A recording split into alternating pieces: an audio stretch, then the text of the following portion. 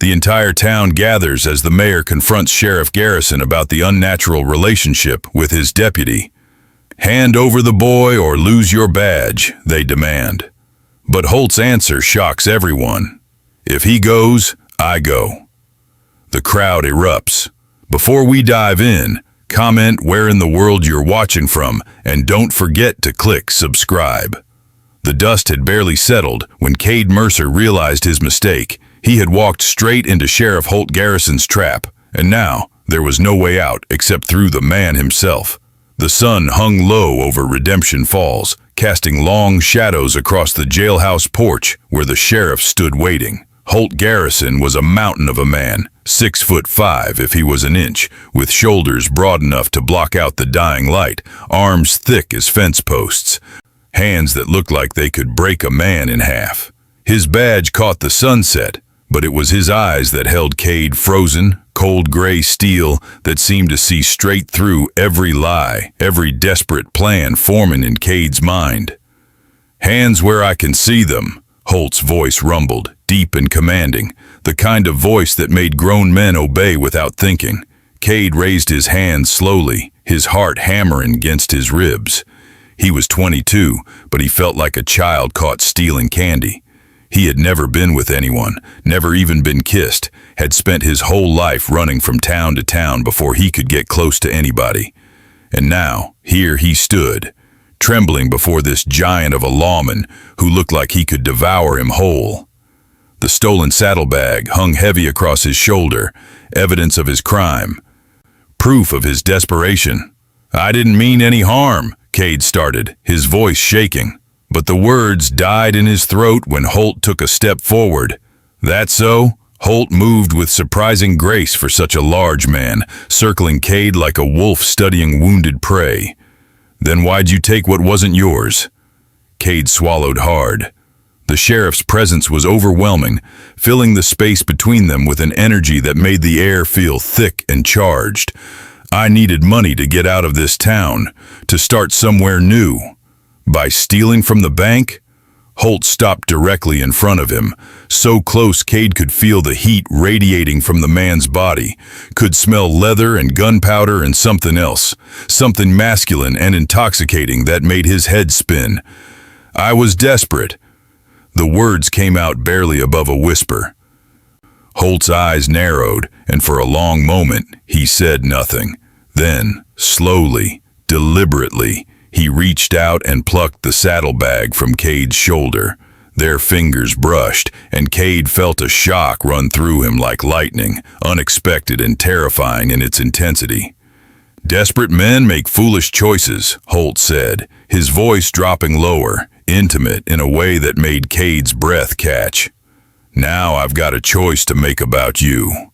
Cade's pulse raced. What kind of choice? The sheriff stepped back, but his gaze never wavered. "I could lock you up right now. 3 years for theft, maybe more. You'd waste away in that cell, and when you got out, you'd still be nothing. Still be running." The words struck deep because they were true. Cade had been running his whole life, from town to town, from one bad decision to the next, always looking for something he couldn't name. "Or," Holt continued, and there was something new in his voice now, something that made Cade's skin prickle with awareness. "You could work off your debt." "Work it off?" Cade echoed, confused. Holt moved to the edge of the porch, looking out at the darkening town. "I need a deputy, someone I can train, mold into something better than what they are. Someone willing to learn discipline, to follow orders without question." Cade's mind reeled. "You want me to be your deputy? After I just tried to rob the bank? I want you to become someone worth being." Holt turned back to face him, and the intensity in his gaze was almost unbearable. "But it won't be easy. You'll do exactly what I say, when I say it. You'll work harder than you've ever worked, and there'll be days you'll want to quit, want to run like you always do." "And if I refuse?" Holt's smile was slight, dangerous. "Then you walk to the next town on foot, with nothing but the clothes on your back and the knowledge that you threw away your last chance. It's 60 miles through the desert. Most men don't make it." The choice wasn't really a choice at all, and they both knew it. "How long?" Cade asked, his voice hoarse. Holt stepped closer, so close Cade could feel the heat radiating from his massive body, could smell leather and gunpowder and raw masculine presence. 6 months. You give me 6 months of absolute obedience, and at the end, if you've learned what I need you to learn, I'll consider your debt paid. Absolute obedience. The words hung in the air between them, heavy with implication. Cade felt heat rise to his face, felt something stirred deep in his chest that he didn't want to examine too closely. He had never submitted to anyone in his life, had always run before anyone could get close enough to demand anything from him. What exactly would I be doing? He managed to ask. Holt's expression didn't change, but something flickered in those steel-gray eyes, something that made Cade's knees weak. Whatever needs doing. Patrol the town. Keep the peace. Learn to shoot straight. Ride hard. Think fast. His voice dropped lower, intimate and dangerous. Learn to take orders from a man who knows better than you do. Learn what it means to surrender control completely. There was a challenge in those words, a test. Cade lifted his chin, trying to hold on to some shred of dignity, even though he was trembling like a leaf. And if I don't like the orders? Holt moved even closer, towering over him, his presence overwhelming every sense. Then you're free to leave. He gestured toward the darkening horizon. But you leave with nothing. No horse, no supplies, no second chances. It's 60 miles through the desert to the next town. The sun will kill you by noon tomorrow. Rattlesnakes and scorpions own the night. You'll be begging for water by sunrise, and there won't be any. He paused, letting the reality sink in. Then his voice took on an edge that sent shivers down Cade's spine. Or you stay here. You submit to my authority completely. You learn discipline, obedience, respect. His hand came up, not touching, just hovering near Cade's face. You take every inch of what I'm offering you, every lesson, every command, every moment of training, until you've become something better than the scared boy standing in front of me. Cade's breath caught. The way Holt said it, the intensity in his gaze, made it clear this was about more than just deputy work. This was about transformation, about being broken down and rebuilt, about surrendering everything he was to become what Holt wanted him to be. You'll take every inch, Holt repeated, his voice dropping to barely above a whisper, or you'll walk home through that desert and die trying. Those are your only options. Choose now. The ultimatum hung between them like a drawn blade. Cade's hands trembled at his sides. He had never been more terrified in his life, had never felt more exposed or vulnerable. This giant of a man was offering to own him completely for 6 months, to command every aspect of his existence, to push him past every limit he had ever known. And God help him, some part of Cade wanted it, wanted to stop running, wanted to belong to someone strong enough to hold him in place, wanted to find out what he could become under Holt's demanding hands. His voice cracked. He swallowed hard and tried again. I choose to stay. Holt's eyes blazed with satisfaction and something darker, hungrier. Say it properly. I need to hear you accept the terms. Cade's face burned, but he forced himself to meet that intense gaze. I'll take it. Every inch. Everything you want to give me. I'll obey you completely for 6 months. Good. Holt's hand finally made contact, gripping Cade's chin firmly, tilting his face up. Then let's begin. Cade's hands trembled slightly as he lowered them to his sides. Every instinct screamed at him to run, to take his chances in the wasteland rather than place himself under this man's control. But something else, something deeper and more insistent, whispered that this was exactly where he needed to be.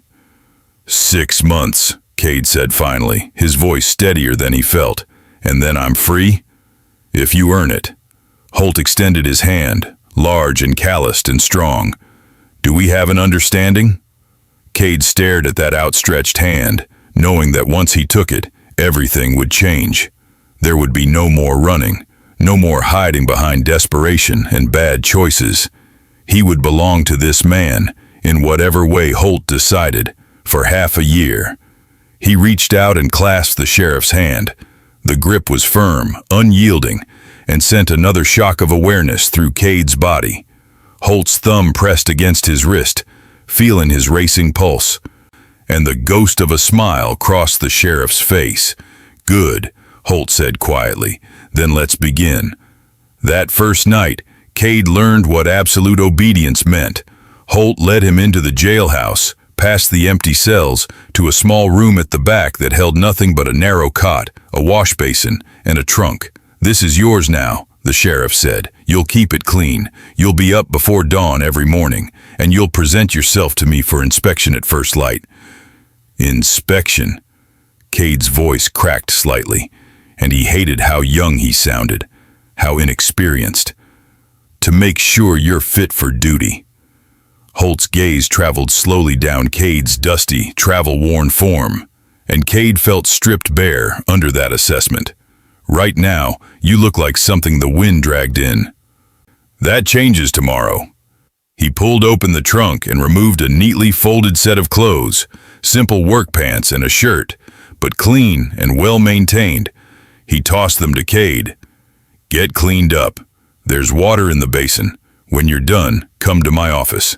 Holt left without another word, and Cade stood alone in the small room, holding the clothes and trying to steady his breathing. The reality of what he had agreed to was settling over him like a heavy blanket. 6 months of following this man's orders, of being molded and shaped according to Holt's vision. 6 months of submitting to someone who clearly intended to take complete control. And Cade had never submitted to anyone, had never even been touched intimately, had never let anyone get close enough to see his vulnerabilities. He was a virgin in every sense that mattered, untouched and unknowing. And the thought of this giant, commanding man taking charge of him made his whole body tremble with a mixture of fear and something else he didn't dare name. He stripped off his dusty clothes with shaking hands and washed himself, the cool water doing little to calm the fire burning under his skin. When he dressed in the clean clothes, they fit perfectly, as if Holt had known his measurements just by looking at him. The thought sent a shiver down his spine. When Cade entered the office, Holt was sitting behind his desk, writing something in a leather-bound ledger. He didn't look up immediately, just continued writing with deliberate, controlled strokes of the pen. The silence stretched, and Cade shifted his weight from foot to foot, uncertain whether to speak or wait. Finally, Holt set down the pen and raised his eyes. The inspection was thorough and unhurried, starting at Cade's face and moving downward, taking in every detail. Cade felt exposed under that gaze, as if those gray eyes could see not just his body, but every secret fear and hidden desire he had ever harbored. "Better," Holt said at last, "but you still stand like a guilty man. Shoulders back, chin up. If you're going to wear that badge, you'll carry yourself like you deserve it." Cade straightened instinctively, and Holt nodded approval. "That's a start. Now come here." Every step across that office felt like walking into deeper water, until Cade stood directly in front of the desk, close enough to see the flecks of darker gray in Holt's eyes, close enough to feel the power radiating from him. Holt stood slowly, his full height even more imposing in the enclosed space. He reached into his desk drawer and pulled out a deputy's badge, the metal gleaming dully in the lamplight.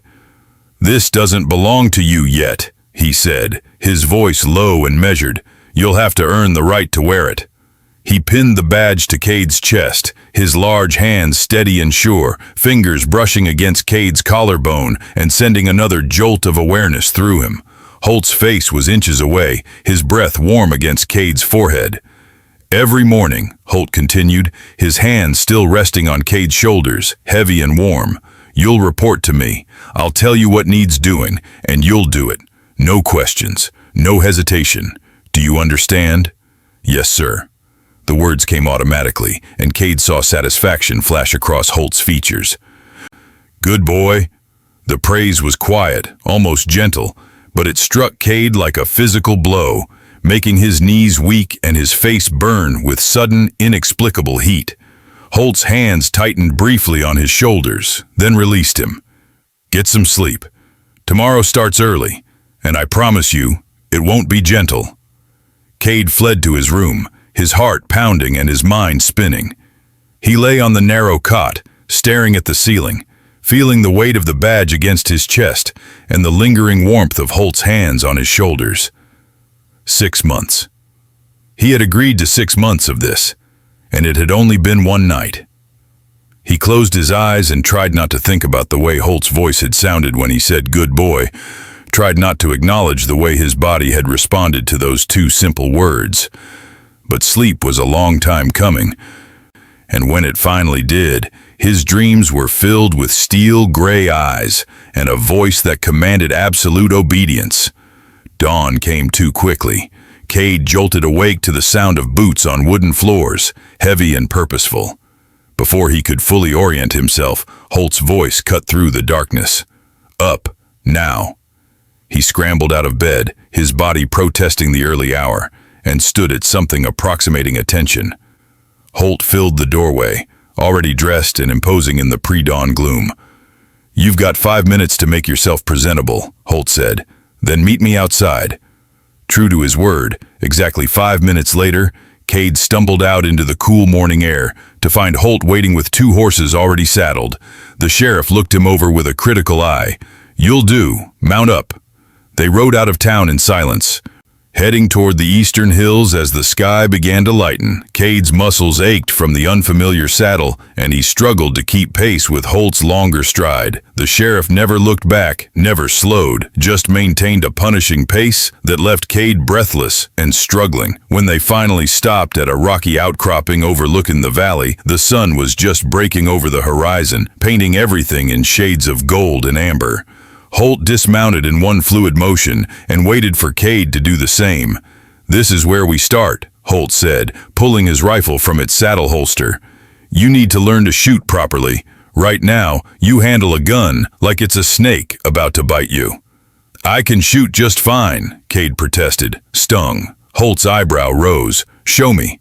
He handed Cade the rifle, and Cade took it, trying to ignore the way their fingers brushed in the exchange. He raised the weapon, sighted down the barrel at a distant cactus, and fired. The shot went wide, kicking up dust several feet to the left of his target.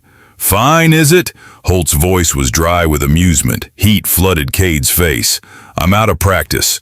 You're holding it wrong." Holt moved behind him, and suddenly his presence was everywhere, his chest against Cade's back, his arms coming around to adjust Cade's grip on the rifle. "Feet wider. You need a stable base or the recoil will knock you off balance." Cade's breath caught as Holt's boot nudged his feet apart. The sheriff's body was solid and warm against his back, overwhelming his senses. "Shoulder here." Holt's hand pressed against Cade's shoulder blade, positioning him. "The stock needs to sit tight against you, or you'll bruise. Elbow down. Don't chicken wing it." His hands were everywhere, correcting Cade's posture with firm, impersonal touches that somehow felt anything but impersonal. Cade could feel Holt's breath against his neck, could smell leather and tobacco and that indefinable scent that was purely him. "Breathe," Holt commanded quietly. "You're holding tension everywhere. Relax into it." "Hard to relax when you're standing so close," Cade muttered before he could stop himself. He felt rather than saw Holt smile. "Get used to it. I'll be in your space a lot over the next 6 months. Now sight your target again. See that cactus? The one with the bent arm?" Cade tried to focus on the distant plant, but his awareness was consumed by the heat of Holt's body pressed against his, the solid strength surrounding him. "I asked you a question, deputy." Holt's voice dropped lower, taking on an edge that made Cade's stomach flip. "Do you see your target?" "Yes, sir." "Then take the shot. Slow breath out. Squeeze, don't pull." Cade did as he was told, letting his breath out slowly, his finger tightening gradually on the trigger. The rifle cracked, and this time the cactus exploded in a spray of pulp and needles. "Better." Holt's praise was quiet, spoken directly into Cade's ear, and the satisfaction in his voice made something warm bloom in Cade's chest. "Again, same target. What's left of it?" They stayed on that outcropping for hours, Holt drilling him relentlessly on stance, breathing, aim. Every time Cade's form slipped, those large hands would come to correct him. Positioning his body with casual authority, that left Cade dizzy and confused by his own reactions. By the time the sun was high overhead, Cade's arms ached and his shoulder was starting to bruise despite Holt's careful positioning, but he was hitting his targets with increasing consistency, and each time he did, Holt's quiet words of approval sent a thrill through him that he tried desperately to ignore. "Enough for today," Holt finally said, taking the rifle back. "You're learning. Slower than I'd like, but you're learning." Cade wanted to protest the criticism, but his body was trembling with exhaustion, and he suspected Holt knew it. "Tomorrow we work on hand to hand," Holt continued, mounting his horse with easy grace. "Get back to town and eat something. Then I want the jailhouse floors scrubbed before sundown." "Scrubbed?" Cade couldn't hide his dismay. "I'm a deputy, not a house servant." Holt's expression didn't change, but his voice took on that dangerous edge again. "You're whatever I tell you to be. Right now, you're a deputy who doesn't yet know how to follow orders without questioning them. Maybe scrubbing floors will teach you the value of humility." The rebuke stung more than it should have. Cade mounted his own horse in silence, his jaw clenched against words that would only make things worse. They rode back to town side by side, and despite his frustration, Cade found himself hyper-aware of Holt's presence, the way he sat his horse with unconscious command, the way his eyes constantly scanned their surroundings, alert for any threat. This was a man who knew exactly who he was and what he was capable of. A man who had probably never doubted himself, never run from anything in his life. Everything Cade was not. By the time they reached the jailhouse, Cade's resentment had cooled into something more complicated, a mixture of admiration and envy, and something else he didn't want to name. Holt dismounted and handed him the reins to both horses. "Tend to them first. Make sure they're properly brushed and watered, then eat. Then the floors. I'll be at the saloon if you need me, but you won't. This is simple work, even for someone as green as you." He walked away without looking back, leaving Cade standing in the street holding 2 sets of reins and feeling smaller than he had since this whole ordeal began. But he did the work, all of it. He tended the horses with care, ate a quick meal at the boarding house, then spent the rest of the afternoon on his hands and knees scrubbing every inch of the jailhouse floor, until the wood gleamed and his back screamed in protest. When Holt returned at sunset, he walked slowly through the building, his boots echoing on the wet floors, inspecting Cade's work with the same thoroughness he had inspected Cade himself. Finally, he nodded. "Acceptable. You missed a spot in the corner by the 3rd cell, but overall, acceptable work." The praise, faint as it was, made Cade's exhausted frustration ease slightly. "Get cleaned up and get some rest," Holt continued. "Tomorrow will be harder." As Cade trudged to his small room, every muscle aching, he wondered how anything could be harder than today had been. He would learn soon enough. The pattern continued for weeks. Every dawn brought new challenges, new lessons delivered with Holt's characteristic blend of exacting standards and quiet praise when Cade managed to meet them. Shooting became second nature. Hand-to-hand combat left him bruised and breathless, learning to fight against an opponent who outweighed him by 60 pounds and seemed to anticipate his every move. But it was the close quarters work that undid him. Holt believed in teaching through demonstration, which meant countless hours of being pinned against walls, thrown to the ground, held immobile while the sheriff explained leverage points and pressure techniques in that low, commanding voice that made Cade's head spin. "When you're outmatched in size," Holt would say, his body pressing Cade into the dirt of the training yard, "you use your opponent's strength against them. Feel where my weight is? If you shift here." His hand guided Cade's hip, adjusting the angle. "You create an opening." Cade could barely focus on the lesson when Holt's hands were on him like that, when he could feel the man's strength and heat surrounding him, overwhelming every sense. His inexperience showed in every trembling breath, every flush that crept up his neck when Holt touched him with such casual authority. "You're shaking," Holt observed one afternoon, pinning Cade beneath him on the training mat, his massive frame covering every inch of the smaller man. "From exhaustion or something else?" Cade couldn't answer. couldn't admit that he had never been held down like this, had never felt another man's body against his, had never experienced this confusing mixture of fear and desperate wanting. "I told you on that first day," Holt's voice was low, dangerous, intimate. "You take every inch of what I'm offering, or you don't take any of it. There's no halfway with me. So which is it going to be, Cade? Are you going to keep fighting what's happening between us, or are you going to surrender completely like you promised?" One afternoon, 3 weeks into his service, they were practicing close-quarters defense in the jail cell. The confined space made every movement intimate, every brush of bodies electric with tension.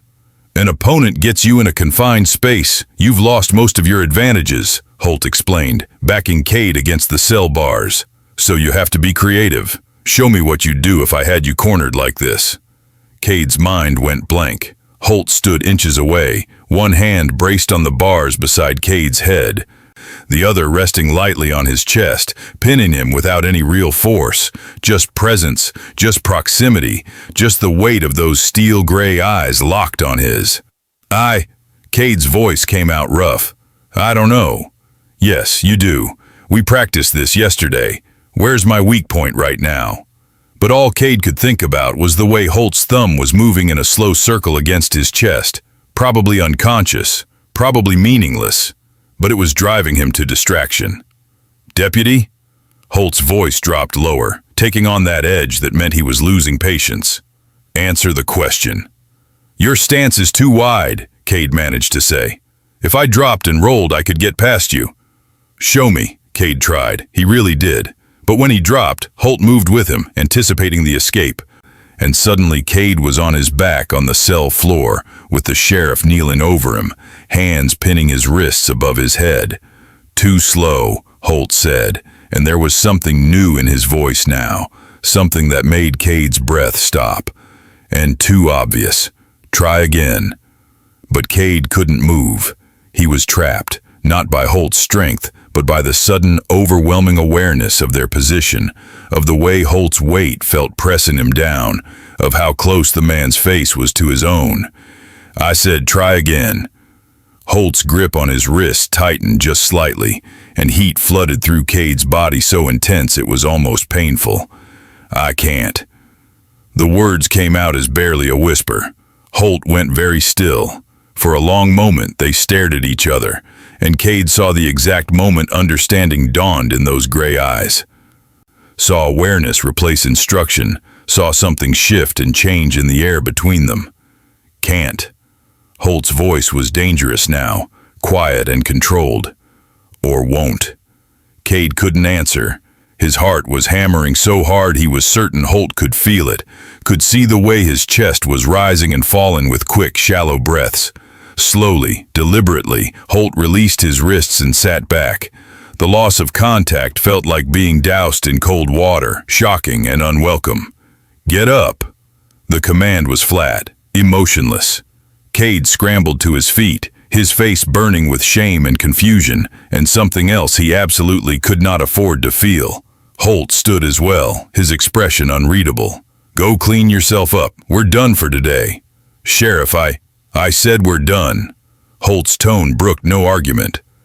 "Dismissed." Cade fled to his room and pressed his back against the closed door, his whole body shaking. What had just happened? What had Holt seen in his face in that moment when he couldn't hide anything? He waited for the sound of boots, for the door to swing open, for Holt to demand explanations or order him to pack his things and leave. But the jailhouse remained quiet, and eventually, Cade's racing heart slowed to something approaching normal. That night, for the first time since he arrived, Holt didn't check on him before bed. The absence felt louder than any words could have been. Cade lay awake for hours, replaying every moment of the afternoon, trying to understand what line he had crossed and how he could possibly take it back. But deep down, he knew the truth. Some lines, once crossed, couldn't be uncrossed. Some things, once seen, couldn't be unseen. And the way Holt had looked at him in that cell, in those final seconds before he pulled away, suggested the sheriff had seen everything. Morning came with no summons.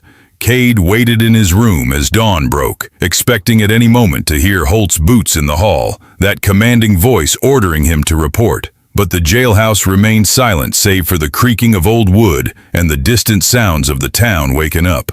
By the time the sun was fully up, Cade's anxiety had twisted into something close to panic. Had he ruined everything? Would Holt throw him out after all, send him into that desert with nothing? Finally, unable to stand the waiting any longer, he ventured out into the main office. Holt sat at his desk, reading through a stack of wanted posters, his face carved from stone. "Sheriff," Cade's voice came out uncertain. "There's a supply run that needs making," Holt said without looking up. "Take the wagon to Miller's ranch. He's expecting you. List is on the counter. No good morning, no inspection." Just a task delivered in a voice devoid of the warmth Cade had started to take for granted. "Yes, sir." Cade took the list and fled before the crushing weight of Holt's indifference could suffocate him. The supply run took most of the day, and when Cade returned, Holt was gone. A note on the desk said he was handling business in the next county and would return tomorrow. Tomorrow came, and Holt returned, but the distance remained. He was professional, courteous even, but the closeness that had been building between them was gone, replaced by a careful formality that hurt more than anger would have.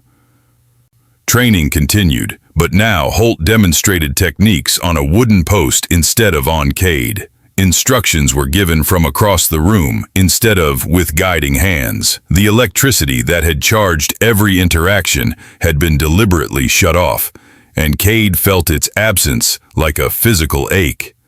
A week passed this way, then another. Cade threw himself into his duties with desperate focus, trying to prove his worth, trying to earn back whatever he had lost. He patrolled the town until his feet bled. He practiced shooting until his shoulder was one massive bruise. He kept the jailhouse spotless and handled every drunk and troublemaker with the calm authority Holt had tried to teach him, but none of it earned him more than a curt nod of approval. The man who had pinned him in that cell, who had touched him with such casual possession, had retreated behind walls Cade didn't know how to breach. It was killing him. One night, unable to sleep, Cade found himself standing outside Holt's private quarters at the back of the jailhouse. Light showed under the door, and he could hear the sheriff moving around inside. He raised his hand to knock, then lowered it. What would he even say? What could he possibly say that wouldn't make everything worse? "If you're going to stand there all night, you might as well come in." Holt's voice came through the door, making Cade jump. A moment later, the door swung open, and the sheriff stood there in shirt sleeves, his vest unbuttoned, looking more human and approachable than Cade had seen him in weeks. "Well," Holt raised an eyebrow, "you clearly have something to say."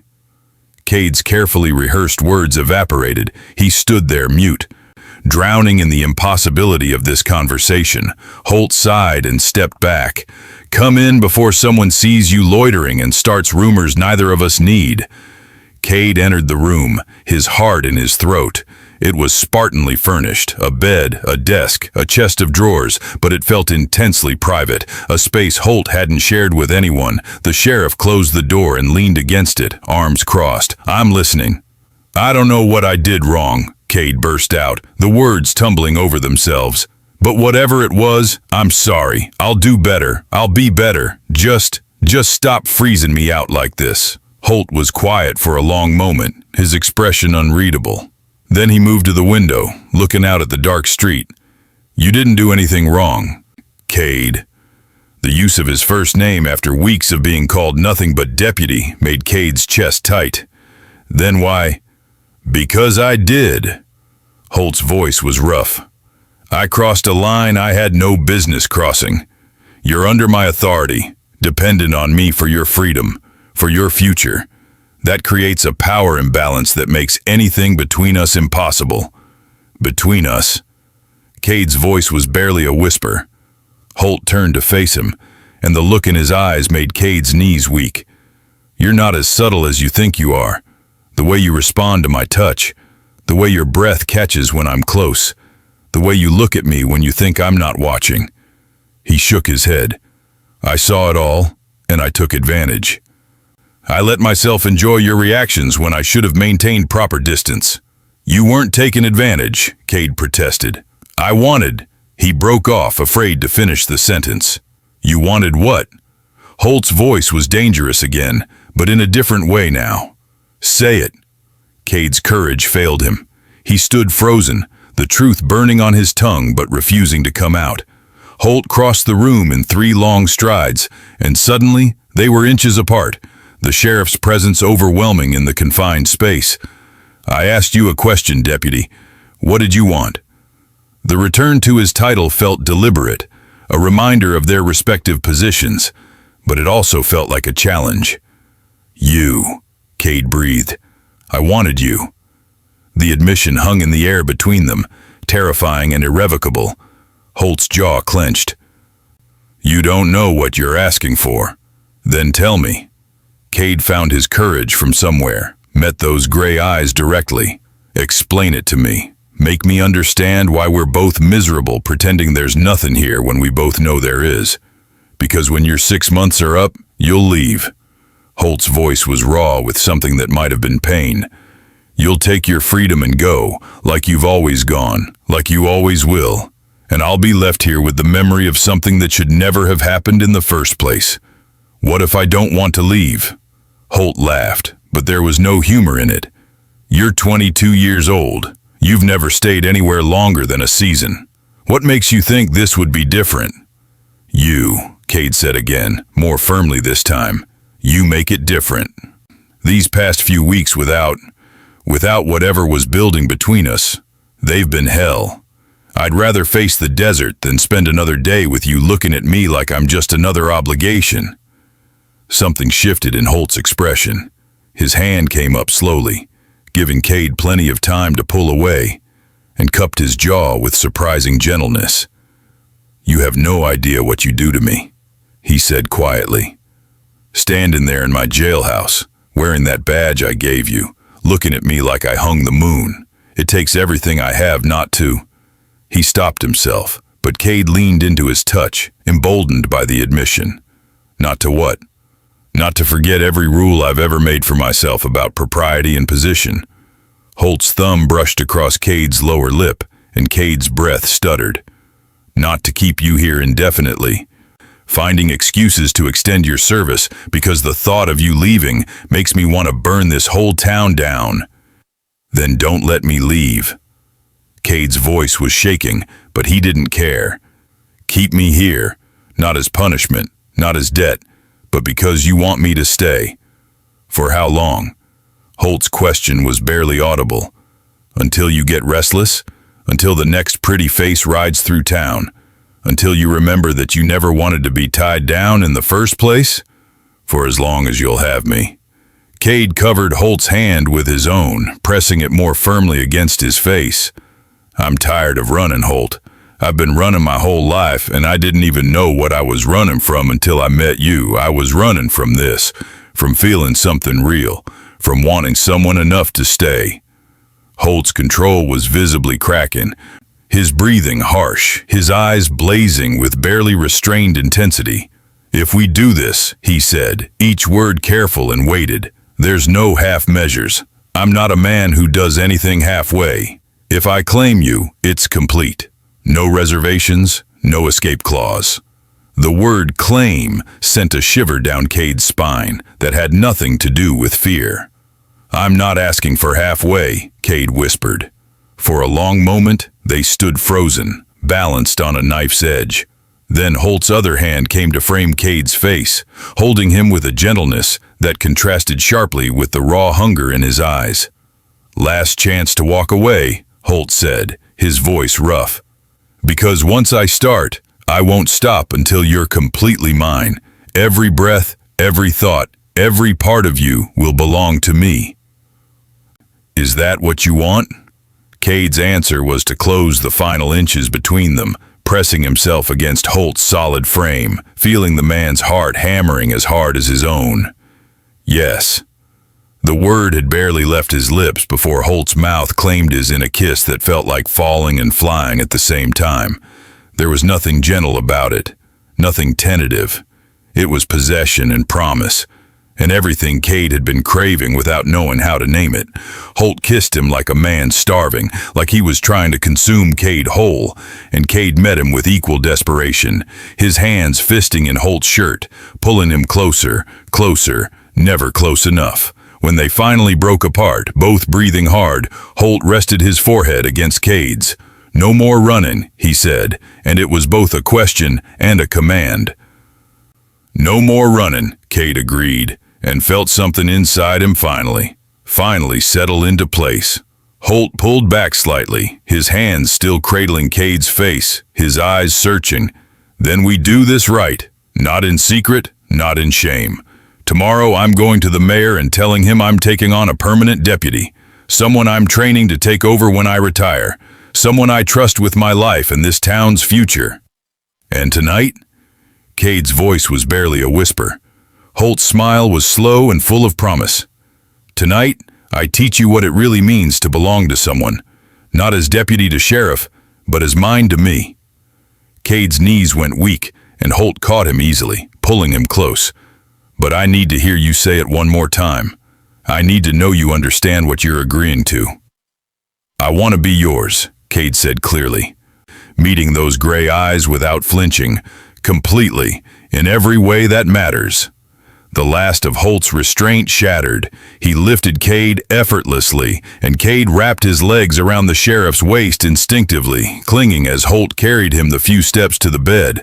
What followed was a lesson in surrender, in trust, in learning that sometimes the greatest strength was in letting someone else take control completely. Holt was demanding but patient, overwhelming but attentive, pushing Cade to his limits and then beyond, teaching him what it meant to be claimed, body and soul. And through it all, Cade discovered something he had never known before, that being owned by the right person didn't make you less. It made you more whole, more real, more yourself than you had ever been alone. When the sun rose the next morning, Cade woke wrapped in Holt's arms, feeling the steady rise and fall of the sheriff's breathing against his back. The badge still sat on the nightstand, where Holt had carefully removed it hours before, but Cade knew when he put it on again, it would mean something different. Not a punishment or a debt, but a choice. His choice. Holt stirred, his arms tightening around Cade. "Morning," he rumbled against Cade's neck. "Morning." Cade turned in his embrace to face him. "No regrets?" "Only that I wasted weeks fighting this." Holt brushed hair back from Cade's forehead. "You?" "None at all." Cade kissed him softly, sweetly, sealing the promise they had made in the dark. A knock sounded at the door, making them both freeze. "Sheriff," a voice called, "got a situation at the saloon. Miller and Thompson are at it again." Holt sighed and pressed a kiss to Cade's temple. "Duty calls." They dressed quickly, falling into an easy rhythm that felt like it had been practiced for years instead of hours. When Holt pinned the badge back on Cade's chest, his hands lingered for just a moment. "Ready, deputy?" he asked, and the title now carried warmth and affection. "Ready, Sheriff," Cade replied, and followed Holt out into the morning sun. The town of Redemption Falls was waking up, oblivious to the fact that their sheriff and his deputy had found something in the night that neither had been looking for, but both desperately needed. As they walked side by side toward the saloon, Holt's hand brushed against Cade's just for a moment, a reminder, a promise. And Cade, who had spent his whole life running from everything, finally understood what it meant to run toward something instead. 6 months had seemed like a prison sentence when it began. Now, it felt like the beginning of something that might just last forever. The weeks that followed brought changes to Redemption Falls, subtle at first, then impossible to ignore. Holt moved through town with the same authority he had always carried, but now there was something different in his bearing, a contentment that softened the hard edges everyone had grown accustomed to. And always, never more than a few steps away, walked his deputy. Cade had transformed in the months since that desperate night when he had tried to rob the bank. The frightened boy who had stood trembling before the sheriff's judgment was gone, replaced by a man who carried himself with quiet confidence, who met challenges head-on, instead of running from them. The townspeople noticed, whispered about it, over morning coffee and evening whiskey. "That deputy of Holt's," Mrs. Henderson remarked to her husband as they watched Cade break up a fight outside the general store with calm efficiency.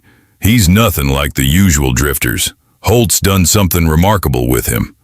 What they didn't see were the mornings that started before dawn, when Holt would wake Cade with a kiss and a whispered command to meet him for patrol. They didn't know about the evenings when the jailhouse doors were locked early, when lessons of a different kind took place behind closed curtains. They didn't understand that what bound the sheriff and his deputy together went far deeper than duty or mentorship, but some suspected. In a town as small as Redemption Falls, few secrets stayed buried forever. It was Miller who brought the storm. The rancher had been drinking heavily at the saloon one Saturday night when Cade came in to do his usual rounds. Miller's eyes tracked him with undisguised contempt as Cade moved through the crowd, checking for trouble. "There goes the sheriff's pet," Miller said loudly enough for half the room to hear.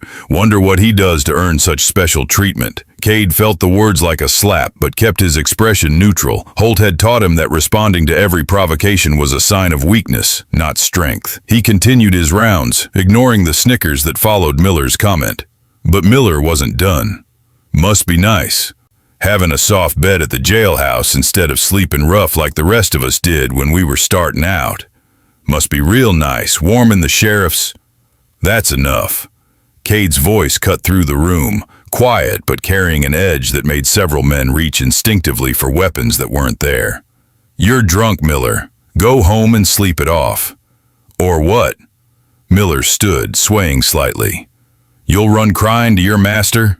Tell him someone said mean things about his precious deputy?"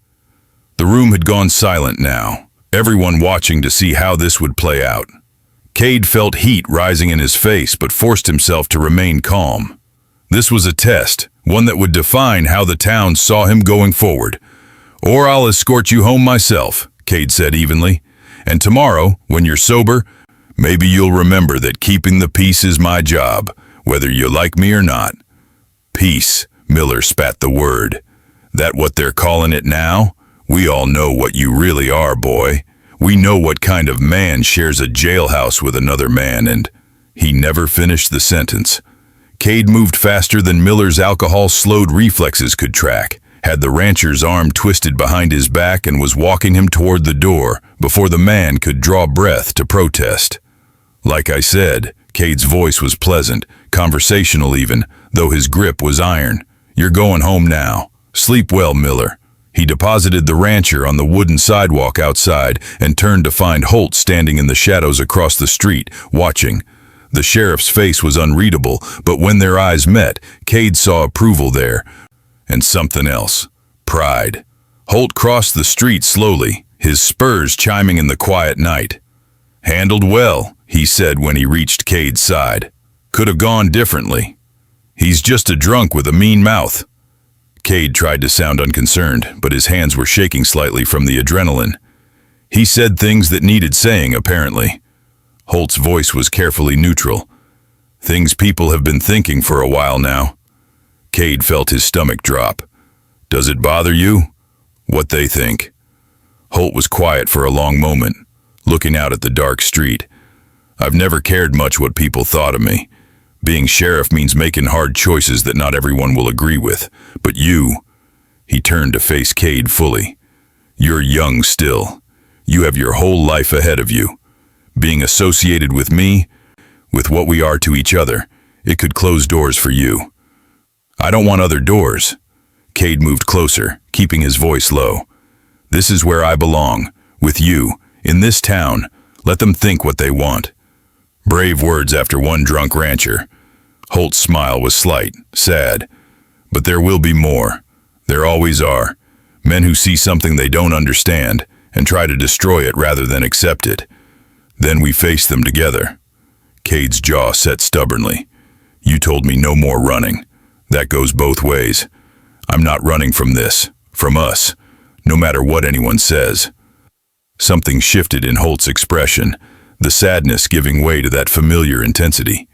You're sure? Because once we stop hiding, once it becomes common knowledge instead of just suspicion, there's no taking it back. I'm sure. Cade had never been more certain of anything in his life. I love you, Holt. I'm not ashamed of that, and I won't pretend otherwise to make small-minded people comfortable. The words hung in the air between them.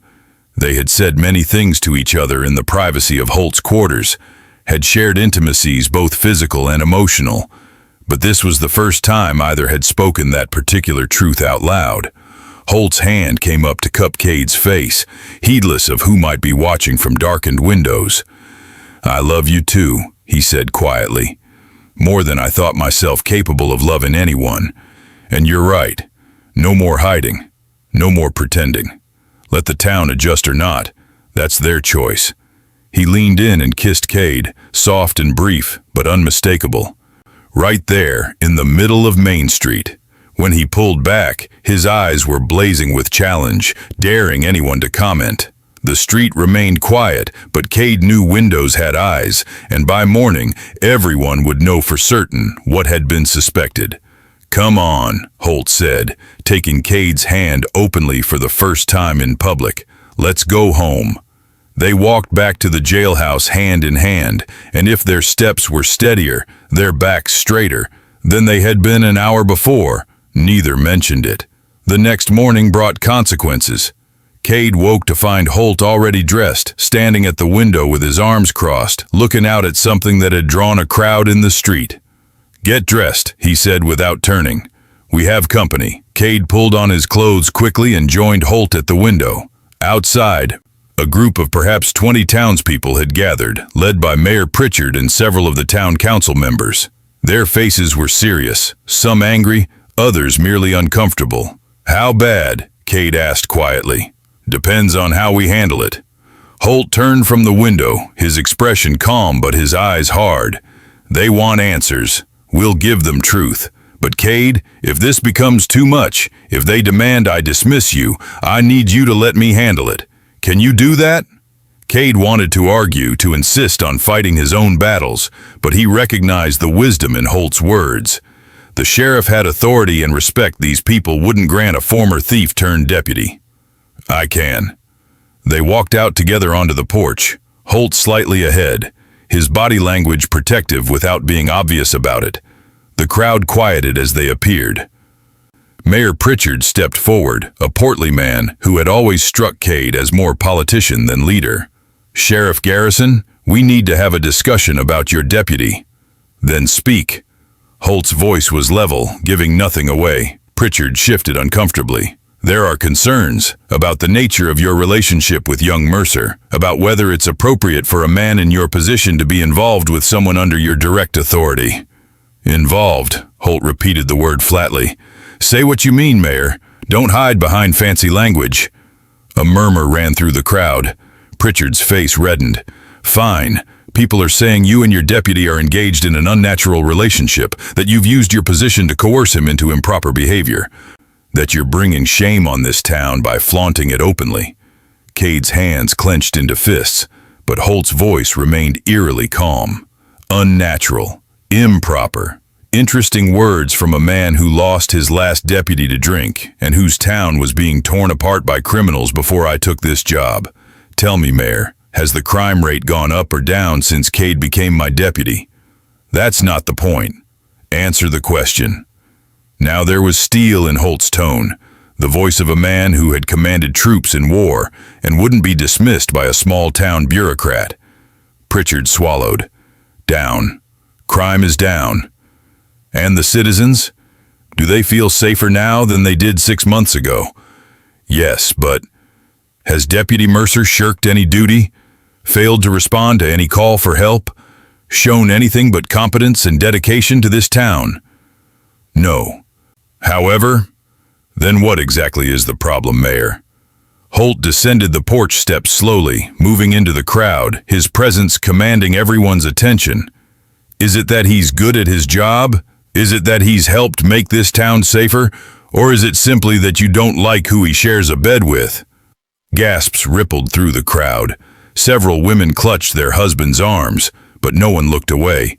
"The boy was a criminal," someone shouted from the back. "You should have locked him up, not made him your deputy and your—" "My what?" Holt turned toward the voice.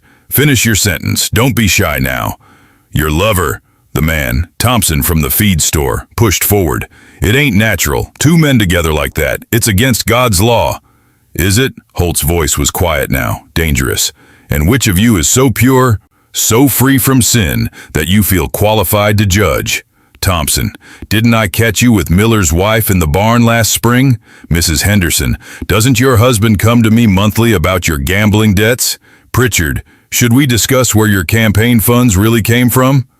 The crowd shifted uneasily. Holt pressed his advantage. "I don't claim to be perfect.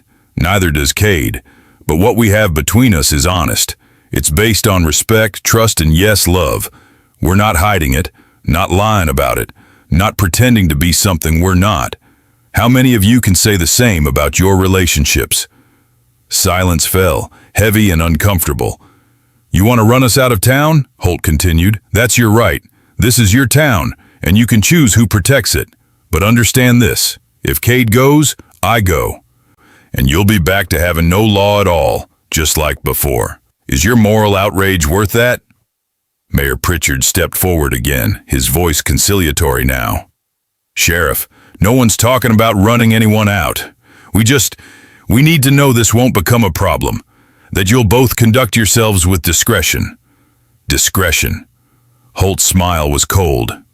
"You mean you want us to go back to pretending, to hiding what we are so you can maintain the comfortable fiction that nothing unnatural happens in your respectable town?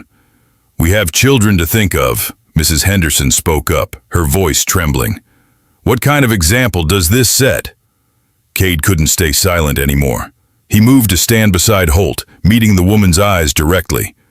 The example of two people who found each other when they were both lost. The example of taking responsibility instead of running away. The example of being honest about who you are instead of living a lie. His voice strengthened as he spoke. "I was a thief and a coward 6 months ago.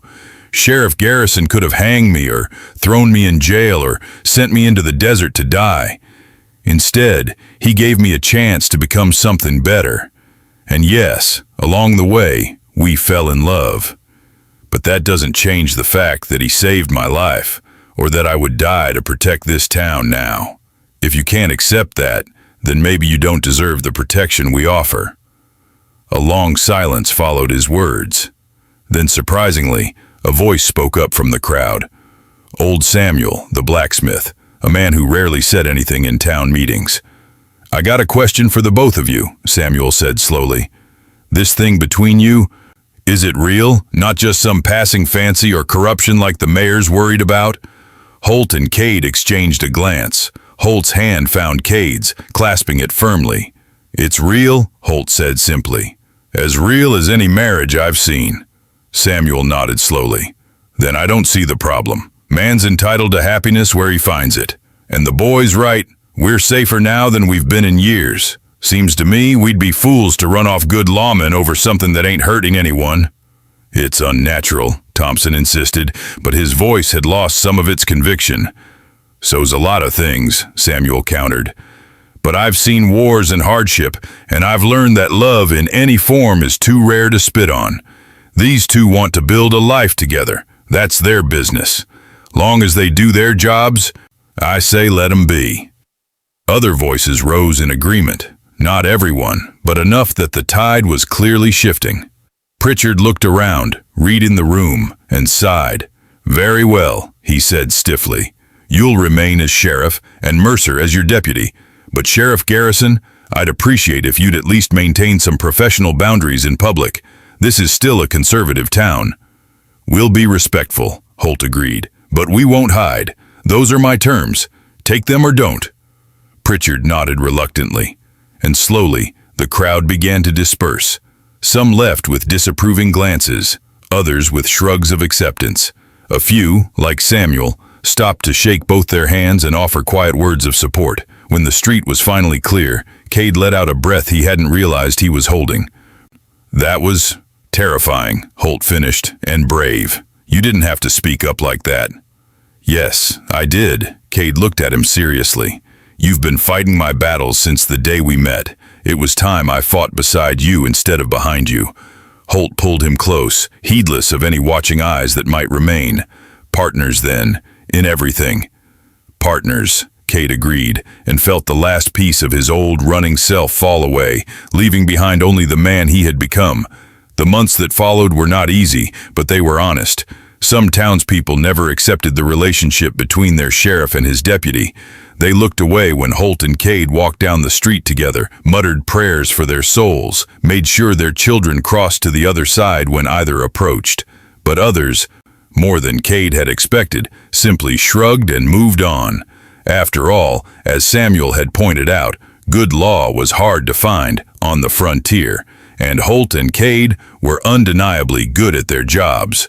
When a gang of outlaws tried to rob the bank that fall, it was the two of them who ran them off, working together with a synchronization that spoke of countless hours of training and an understanding that went beyond words.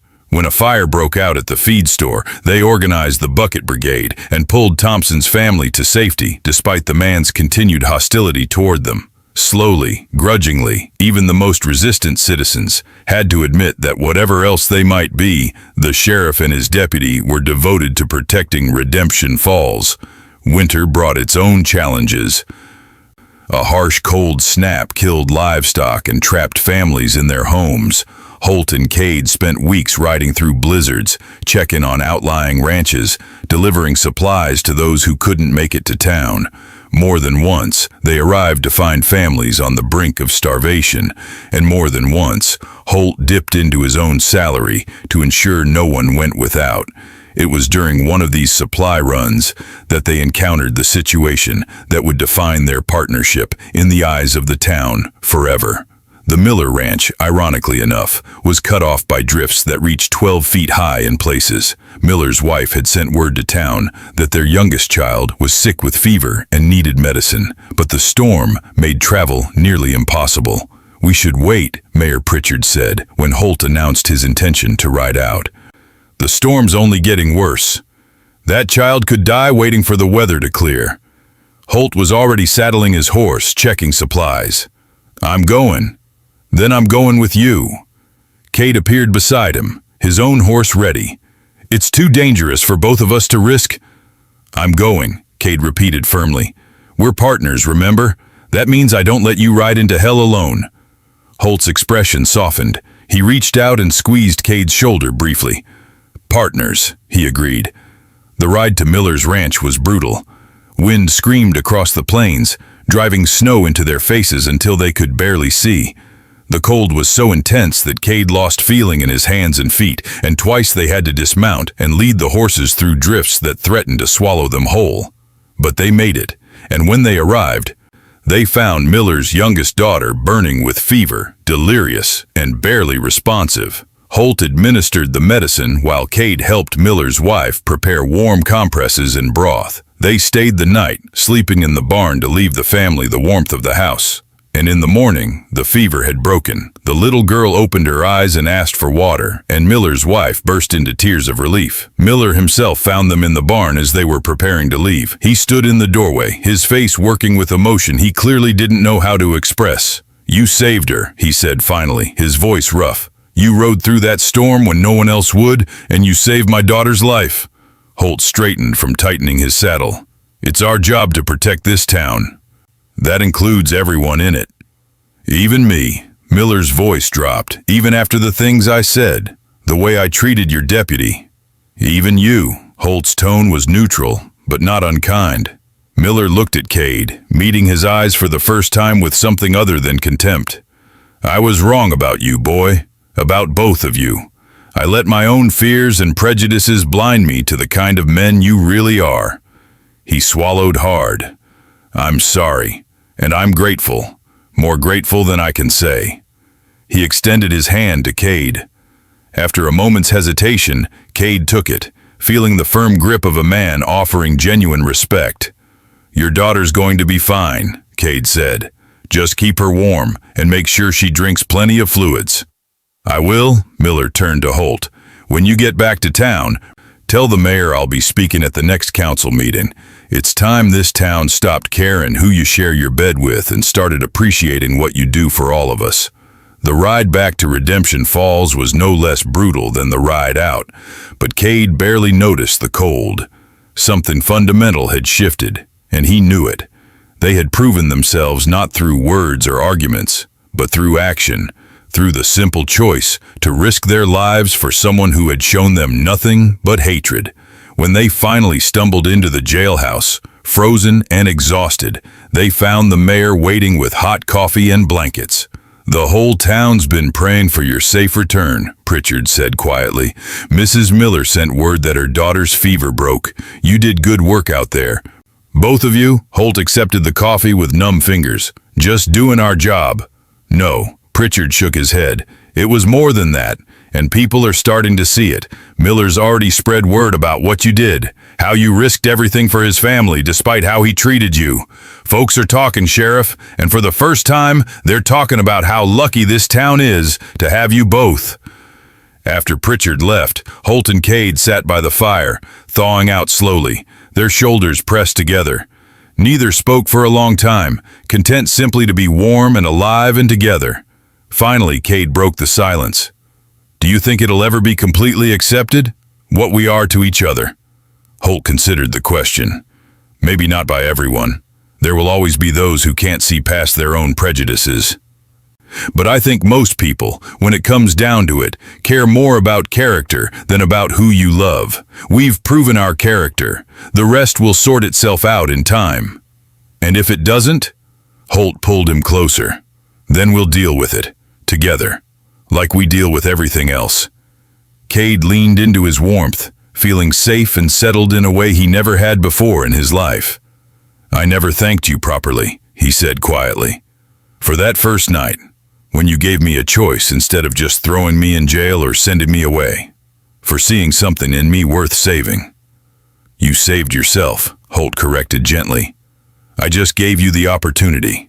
Everything you've become, that was your choice, your work. But I couldn't have done it without you."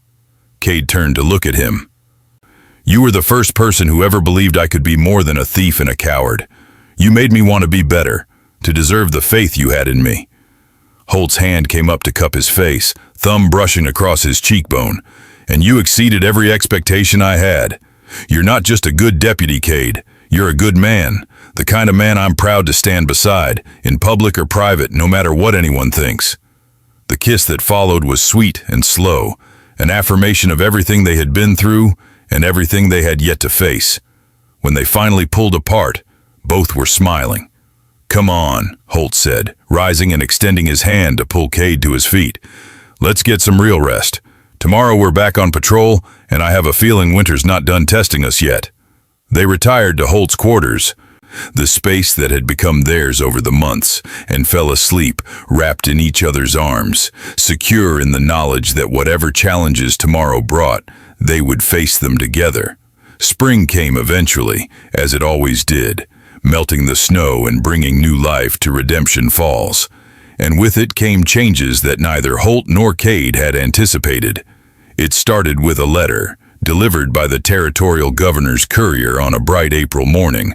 Holt read it twice, his expression growing more serious with each pass, before handing it to Cade without a word.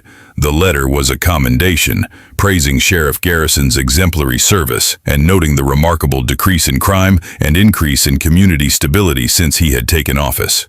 It went on to offer him a position as regional marshal, overseeing law enforcement for 3 counties instead of just one town. "It's an honor," Cade said carefully, handing the letter back, "a recognition of everything you've accomplished here. It's also a trap." Holt set the letter down on his desk with more force than necessary. "The governor knows about us. This is his way of separating us, of moving me somewhere I'll be too busy to maintain a personal life, somewhere my inappropriate relationship won't be an embarrassment to the territory." Cade felt his stomach drop. "You don't know that, don't I?" Holt's laugh was bitter. "Read between the lines, Cade. We feel your talents would be better utilized in a position with more travel and less direct community involvement." "That's politician speak for we'd rather you weren't so visible." "Then turn it down." "I can't." Holt scrubbed a hand over his face. Refusing a direct appointment from the governor would effectively end my career. I'd be forced to resign. And then where would that leave Redemption Falls? Where would it leave you? With you, Cade said fiercely. I don't care if you're a marshal or a sheriff or a ranch hand. I care that we're together. Holt looked at him for a long moment, something unreadable in his expression. The position comes with the authority to appoint deputies across all 3 counties. I could bring you with me. Hope flared in Cade's chest. Then that's what we'll do. It would mean leaving Redemption Falls, leaving the life we've built here, the acceptance we've finally started to earn. Starting over somewhere new where they don't know us, where we'd have to prove ourselves all over again. I've been starting over my whole life, Cade pointed out. The difference is, this time, I'd be doing it with someone worth staying with. Besides, he moved around the desk to stand in front of Holt. You said it yourself. We're partners. Where you go, I go. Holt pulled him close, resting his forehead against Cade's. You're sure? Because once I accept this, there's no going back. We'd be under even more scrutiny as regional law enforcement than we are here. I'm sure. Cade had never been more certain of anything. Redemption Falls was where I learned to stop running. But you're my home now, not this town. As long as we're together, I can face anything.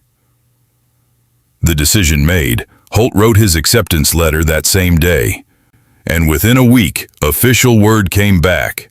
Marshal Holt Garrison and Deputy Marshal Cade Mercer would assume their new duties at the start of summer. The town's reaction was mixed. Some were sorry to see them go, genuinely grateful for the stability they had brought. Others were quietly relieved to have the problem solved without having to take any direct action. And a few, like Samuel the blacksmith and Miller, were openly upset. This town won't be the same without you, Samuel said as he shook Holt's hand on their last day. You brought order when we had chaos, and you did it with honor. That's not something easily replaced. Miller approached more hesitantly, his hat in his hands. I know I'm part of why you're leaving, he said quietly. The things I said, the way I acted, it made your position here untenable. I'm sorry for that. You're not why we're leaving, Holt corrected gently. We're leaving because we've been offered an opportunity to do more good on a larger scale. What happened between us is in the past. You've more than made amends. On their final night in Redemption Falls, the town threw them a send-off at the saloon. It was an awkward affair, with some attendees there, out of genuine affection, and others out of obligation. But it was sincere in its way. Speeches were made, toasts were raised, and when it was over, Holt and Cade walked back to the jailhouse one last time. Any regrets? Holt asked as they stood on the porch, looking out at the quiet street. Only that we didn't have more time here, Cade admitted. This town, for all its flaws, was where I learned who I could be. Where we learned what we could be together. Then we'll carry that with us. Holt's arm came around Cade's shoulders. Every place we go from here, every town we help, we'll bring that same dedication, that same honesty, and maybe, eventually, we'll find somewhere that feels like home again. They left at dawn, riding side by side toward their new territory and their new responsibilities. Behind them, Redemption Falls stirred to life, already adapting to the absence of its sheriff and deputy. Ahead lay uncertainty, challenge, and the promise of new battles to fight. But they rode with their heads high and their hearts settled. 2 men who had found in each other something worth more than acceptance or approval. They had found partnership, purpose, and a love strong enough to withstand judgment and distance and every hardship the frontier could throw at them. As the sun rose higher and Redemption Falls disappeared behind the hills, Cade urged his horse closer to Holt's, their knees brushing as they rode. So, Marshal, he said with a slight smile, what's our first order of business in the new territory? Holt's answering smile was warm, full of the quiet confidence that had first drawn Cade to him. Same as it's always been. We keep the peace. We protect those who can't protect themselves. And we prove that who we love doesn't define our capability to serve. Sounds like a plan. Cade's smile widened. Think they're ready for us? I doubt it. Holt's laugh was genuine, free. But they'll adjust. They always do.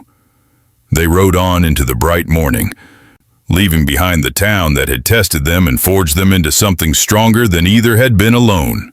The road ahead was long and uncertain, but they faced it together, bound by choice and commitment and a love that had survived fire and ice and the harsh judgment of those who couldn't understand it. In the end, that was what mattered. Not the badge Holt wore or the position they held, but the simple truth that they had found each other in the vast wilderness of the frontier and chosen, against all odds and expectations, to build something lasting. The story of the sheriff and the outlaw who became his deputy would be told in Redemption Falls for years to come, growing in the telling until it took on the quality of legend. Some versions emphasize the redemption, the transformation of a thief into a lawman. Others focused on the scandal, the improper relationship that drove them from town. But those who had been there, who had seen the truth of what Holt and Cade were to each other and what they had accomplished together, knew the real story. They knew it was a tale of two lost souls who found in each other the courage to be honest, the strength to stand firm against judgment, and the wisdom to choose love over fear. And in the wild, unforgiving landscape of the frontier, where survival often meant hardening your heart against anything soft or vulnerable, that was perhaps the greatest act of courage either man could have chosen. Years later, when Marshal Garrison and Deputy Marshal Mercer had become respected names throughout the territory, when their partnership had helped bring order to dozens of lawless towns, someone would ask Cade what he thought had made their work together so effective. He would smile, that same slight smile he had worn since the morning they left Redemption Falls, and give the only answer that mattered. We trusted each other completely, in everything, and when you have that kind of trust, when you know someone has your back no matter what, you can face anything the world throws at you. The rest is just details. And Holt, standing beside him as he always was, would add quietly, sometimes the person you least expect becomes exactly what you need. You just have to be brave enough to recognize it when it happens. That was their truth. Not the scandal, not the controversy, not the whispers and judgment that would follow them for years. Just two men who had chosen each other against all odds and built a life worth living. And in the end, that was the only story that really mattered. The end.